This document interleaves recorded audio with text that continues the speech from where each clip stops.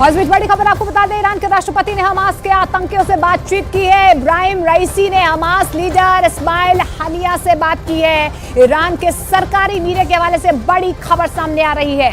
Israel में हमले के बाद ईरान में जश्न का माहौल नजर आ रहा है। तो ईरान के राष्ट्रपति ने हमास के आतंकियों से बात की है। इब्राहिम रईसी ने हमास लीडर इस्माइल हानिया से बात की है। और जिस तरीके से हमास की तरफ से इजराइल पर अटैक किया गया, ईरान के सरकारी मीडिया के हवाले से एक खबर सामने आ रही है कि इजराइल में हमले के बाद ईरान में जश्न का माहौल देखा गया है।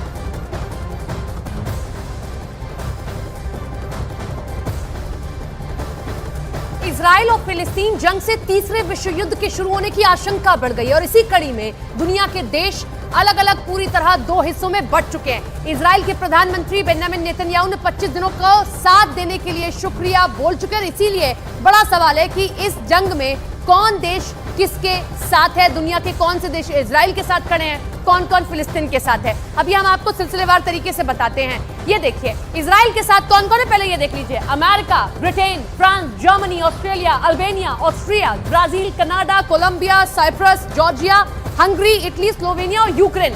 लगभग जितने भी सुपर पावर्स हैं वो आपको इजराइल के साथ दिखाई देंगे। आप फिलिस्तीन की बात करते हैं, यानी कि हमास एक तरीके से आप कह सकते हैं। उसके साथ कौन खड़ा है? चीन, तुर्की, ईरान, पाकिस्तान, कुवैत, खाड़ी देश। और ध्यान रखिए कि ईरान पूरी मदद कर रहा है तटस्थ। ये देखिए किस तरीके से भारत और रूस, ये भी कौन देश है किसके साथ में, ये हम आपको दिखा रहे हैं कि किस तरीके से भारत किसके साथ खड़ा है। फिलिस्तीन, लेबनान, सीरिया, ईरान, इजराइल के ये दुश्मन देश हैं और लेबनान तो परेशान करना शुरू भी कर चुका है। फिलिस्तीन और लेबनान ने दो तरफ से घेर लिया है। वेस्ट बैंक से घेरा गया है, इधर गाजा पट्टी से घेरा गया, इधर लेबनान से भी हमले किए जा रहे हैं। सीरिया भी इजराइल का बहुत बड़ा दुश्मन है और इसी तरीके से ईरान, ये चारों एक दूसरे को मदद कर रहे हैं। कहते हैं ना दुश्मन का दोस्त दुश्मन होता है। इसी तरीके से आप ये देखिए यहाँ पर दिखाई देगा कि यहाँ दुश्मन का दुश्मन दोस्त हो गया है और लेबनान और फिलिस्तीन जो है अब साथ आ गए हैं और ये इजराइल के लिए बहुत बड़ी परेशानी बन चुका है। तो इजराइल की चुनौतियां बढ़ती हुई नजर आ रही है, लेकिन इजराइल इस वक्त गाजा में घुसने के लिए तैयार बैठा है, लेकिन उसे बहुत बड़ी वार्निंग भी मिल गई है। अब इजराइल को समझ नहीं आ रहा है कि गाजा में अगर कदम रखा तो कहीं ये उसके लिए इस युद्ध की सबसे बड़ी गलती ना साबित हो। इस दौरान हमास ने फिर से इजराइल पर हमला करके साबित कर दिया है कि वो इजराइल को मारने का कोई मौका नहीं चुकेगा। नेतन्याहू उस वक्त बहुत ज्यादा प्रेशर में आ गए।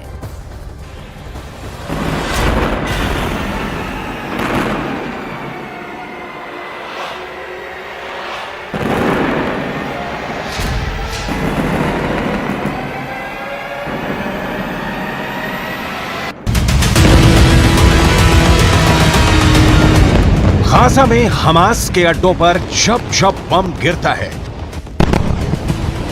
नेतन्याहू चैन की सांस लेते हैं। गाजा को पूरी तरह मिटाने का उनका प्लान तैयार है। इजराइल अब गाजा की एक गलियों में अपने दुश्मन को खत्म करना चाहता है। हमास के बहुत ही खतरनाक हमले के बाद इजराइल ने युद्ध का ऐलान कर दिया है और इस वक्त गाजा पर पूरी दुनिया की निगाहें हैं। सवाल है कि क्या इजराइल के पास इतनी ताकत है कि वो गाजा में एक ऐसा ऑपरेशन चलाए जो हमास को पूरी तरह खत्म कर देगा। ऐसे ग्राउंड ऑफेंसिव यानी गाजा में घुसकर ऑपरेशन करने के लिए इजराइल को 3 चीजों की जरूरत है। पहली है फौज यानी पैदल सेना, दूसरी है बख्तरबंद वाली ताकत यानी टैंक और बख्तरबंद गाड़ियां, और तीसरा है तोपखाना जो सेना का रास्ता क्लियर करे। अभी तक इजराइल ने जो एक्शन लिया है उसमें गाजा में हवाई बमबारी है जिसमें कई इमारतें पूरी तरह तबाह की जा चुकी हैं, लेकिन असली मकसद तब पूरा होगा जब गाजा की जमीन पर उसकी फौज का कब्जा होगा। सवाल है कि इजराइल ये किस हद तक कर पाएगा, उसकी ताकत क्या है, उसके जरिए क्या हैं और क्या ये लंबे वक्त तक मुमकिन है। इजराइल के पास 1,70,000 की आर्मी है और रिजर्व को मिलाकर इजराइल की सेना 6.25 लाख तक हो जाती है। इजराइल के पास 500 से ज्यादा टैंक, इसके अलावा 1,000 टैंक रिजर्व में है। इनमें उनका मेन बैटल टैंक मरकावा है, मरकावा 4, मरकावा 3। ये टैंक दुनिया के सबसे बेहतरीन टैंक माने जाते हैं।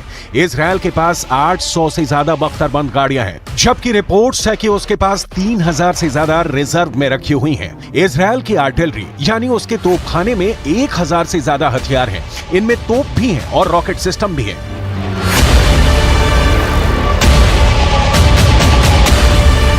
इजरायल की सेना की ताकत पर किसी को कोई शक नहीं। इजरायल अरब देशों के साथ कई युद्ध लड़ चुका है और जीता भी है। इसकी वजह उसकी तकनीक के अलावा अमेरिका से मिलने वाले हथियार भी हैं। लेकिन इस वक्त गाजा का ऑपरेशन इमरजेंसी में हो रहा है और युद्ध के हालात ऐसे हैं कि इजरायल पर लेबनान से भी हमले का खतरा है, इजरायल पर सीरिया से भी हमले का खतरा है, इजरायल पर ईरान भी हमला कर सकता है और मिस्र से भी इजरायल को बहुत सख्त संदेश मिल चुका है। गाजा में जमीनी अटैक करने के साथ साथ इजरायल के सामने मल्टी फ्रंट की चुनौती है। लिहाजा गाजा में पूरी तरह सेना को उतार देना इजरायल की अक्लमंदी नहीं कही जाएगी, उसको बाकी फ्रंट पर भी तैयार रहना होगा। צה"ל הציג שליטה במוקדי החדירה מרצועת עזה לשטח מדינת ישראל. הכוחות הרגו בשטח מאות מחבלים. יש לחימה וקרבות הירואיים לחילוץ בני ערובה שמתרחשת גם כעת והתרחשה במהלך כל הלילה. במהלך הלחימה מפקדים ולוחמים נפלו בקרבות ואזרחים נרצחו. מאות מחבלים נהרגו ועשרות נלקחו בשבי. इजरायल के सामने ईरान दुश्मन नंबर 1 है, इजरायल के सामने लेबनान का हिजबुल्लाह दुश्मन नंबर 2 है, इजरायल के लिए सीरिया दुश्मन नंबर 3 है, इजरायल के लिए यमन दुश्मन नंबर 4 है, इजरायल के लिए इराक दुश्मन नंबर 5 है। इजरायल मिस्र समेत बाकी अरब देशों पर भी यकीन नहीं कर सकता है। ये वो देश हैं जो हमास का पूरी तरह समर्थन करते हैं। العسكرية الواسعة التي بدأتها كتائب الشهيد عز الدين القسام الجناح المسلح لحركة حماس تأتي في سياق استمرار النضال الوطني الفلسطيني وفق القانون الدولي وردا على انتهاكات الاحتلال اليومية بحق المسجد الأقصى ومحاولة تقسيمه زمانيا ومكانيا والاعتداء على المرابطين والمرابطات وأيضا القتل اليومي في الضفة الغربية ومئات الشهداء الذين سقطوا هذا العام وأيضا لتحرير الأسرى الذين يقبعون في سجون الاحتلال. अब इजरायल इतने देशों को देखे कि गाजा में अपनी सेना लंबे वक्त तक उतार दे, क्योंकि एक बार गाजा में ऑपरेशन शुरू किया तो इजरायल के बाकी दुश्मन उस पर चढ़ाई कर देंगे। ऐसी वार्निंग इजरायल को मिल चुकी है। अब ग्राउंड ऑफेंसिव के लिए इजरायल को अपनी सेना के हिसाब से चलना होगा। उसको अपने टैंक से लेकर बख्तरबंद गाड़ियों की तैयारी देखनी होगी और अपने कमांडो दस्ते को फुल प्रूफ प्लान देना होगा ताकि गाजा में उन ठिकानों को मिटाया जा सके जहां से इजरायल पर हमले लॉन्च किए गए। इजरायल का दावा है कि गाजा से जो हमले हुए उसमें 21 ठिकानों को निशाना बनाया गया, यानी गाजा में कम से कम ऐसे 15 से 20 लॉन्च पैड होंगे जहां से हमास के हमलावर इजरायल में दाखिल हो गए। अब वहां चढ़ाई करने के लिए इजरायल को सबसे पहले अपनी टैंक पावर का इस्तेमाल करना होगा और इसमें उसका सबसे खतरनाक टैंक मरकावा सबसे आगे नजर आएगा। वैसे भी इजरायल से इस तरह के वीडियो सामने आ चुके हैं जिसमें टैंकों को गाजा की तरफ जाते हुए देखा जा सकता है। ये नेतन्याहू की युद्ध वाले ऐलान को पूरा करने वाला कदम कहा जाएगा, जिसमें गाजा पर जमीनी चढ़ाई करने का इरादा पक्का नजर आ रहा है।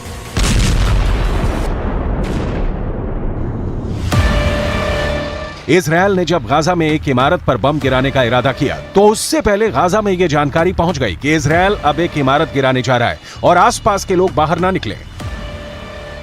قال بدي بلغ الجماعه يطلعوا ما يطلعوش من البيوت، خليك في البيوت بدنا ننزل برج الوطن. فقالوا له عم ما ينفعش نضل في البيت وتنزل برج، لا مش هتقصروا، خليكم قاعدين في البيوت حننزلوا بالراحه يعني.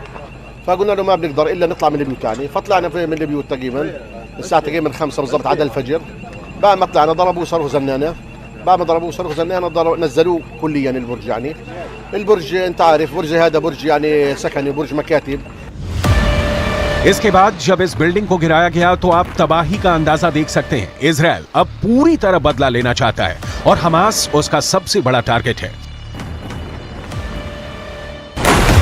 इजरायल किसी भी ऐसी इमारत को नहीं छोड़ रहा जहां उसे लगता है कि हमास के हमलावर हो सकते हैं। गाजा में इस वक्त कई जगह मलबा ही मलबा फैला हुआ है। यहां बहुमंजिला इमारतें गिराई जा रही हैं। कब कहां इजरायल का बम आकर गिरेगा कोई नहीं जानता, और यही सबसे बड़ा खतरा है। इजरायल रात में भी हमले कर रहा है और दिन में भी उसका अटैक जारी है। हमास को लेकर इजरायल की नीति अब साफ है, लेकिन ऐसे हमलों में वो लोग भी मारे जाएंगे जिनका हमास के हमले में कोई हाथ नहीं। هذا المسجد كنا في أمان الله عز وجل.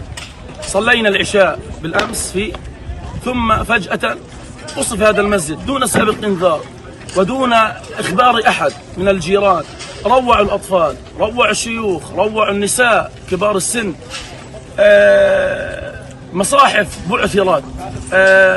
المسجد قلب عن بكرة أبيه. हमास ने 7 अक्टूबर 2023 को हमला किया है। वो एक तरह से इजरायल की सेना पर नाकामी का एक बहुत बड़ा धब्बा लगा चुका है। इजरायल के लिए सबसे शर्म वाली बात है कि उसके बहुत से बड़े हथियार हमास के गोरिल्ला युद्ध वाले हमले को झेल नहीं पाए। आप हमास के मुकाबले में इजरायल को देखेंगे तो आपको इजरायल की ताकत समझ में आएगी। इजरायल के पास टैंक और बख्तरबंद गाड़ी है, हमास के पास दिखाने के लिए सिर्फ एसयूवी है। इजरायल के पास बड़ी बड़ी तोप है, हमास के पास रॉकेट है। इजरायल एक बड़ी ड्रोन पावर है, वो पूरे गाजा पर 24 घंटे नजर रख सकता है।